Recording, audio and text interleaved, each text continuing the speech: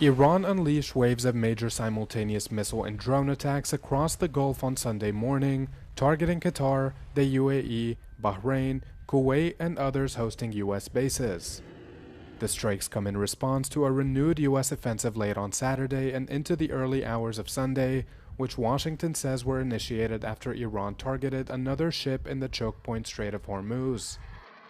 The U.S. Central Command said it carried out strikes on 140 Iranian positions after their forces struck a Cyprus-flagged container ship, setting it ablaze and forcing its crew to abandon it. Multiple loud booms shook Doha as Qatar's air defenses worked to intercept the incoming Iranian fire, which included a number of ballistic missiles, and alerted the public to remain indoors. Euronews journalists in Dubai say authorities there also sent similar warnings as the country's defenses worked to neutralize threats targeting the emirate. Iran added that its latest attacks also targeted the Prince Hassan Air Base in Jordan, which occasionally hosts U.S. deployments, destroying a number of facilities. Oman's Duqm port, used by the U.S. Navy, also came under fire, according to representatives of Iran's Revolutionary Guards.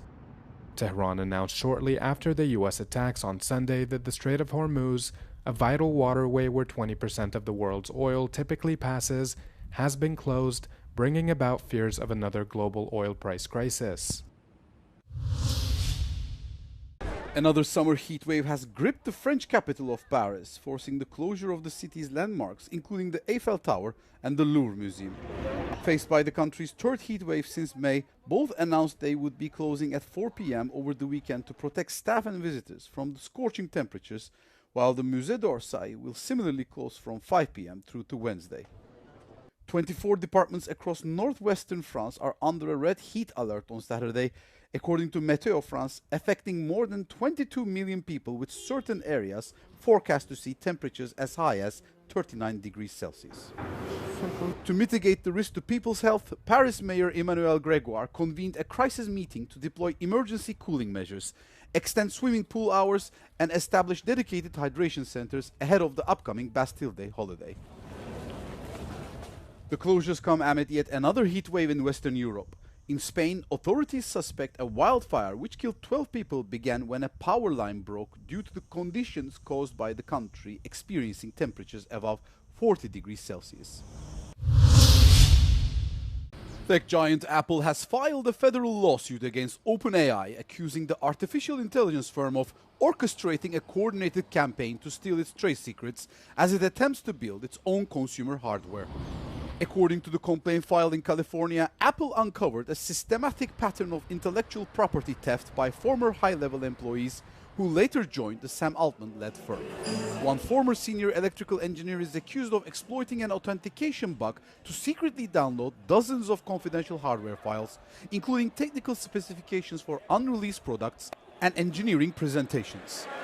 The lawsuit also accuses OpenAI's chief hardware officer, Tang-Yu Tan, of illegally harvesting supplier data and instructing Apple candidates to bring actual Apple parts to interviews for show and tell sessions. In response to these allegations, a spokesperson said OpenAI has no interest in other companies' trade secrets, maintaining that it remains focused on building its own innovative technology.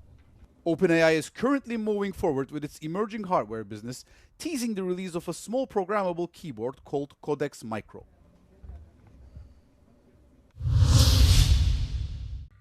South African football player Jaden Adams has died at the age of 25, just weeks after representing his country at the ongoing World Cup. The midfielder's death was first announced by Sports Minister Gayton McKenzie, who said South Africa had lost one of its brightest young talents. The cause of his death was not immediately clear, with police saying they had opened an investigation after the body was found at a house in a Cape Town suburb. Adams was born in Cape Town and played for the South African side Mamelodi Sundowns. He played in all three of South Africa's group stage matches at the World Cup, which saw them qualify for the round of 32. He was also part of the squad that finished third in the 2024 African Cup of Nations.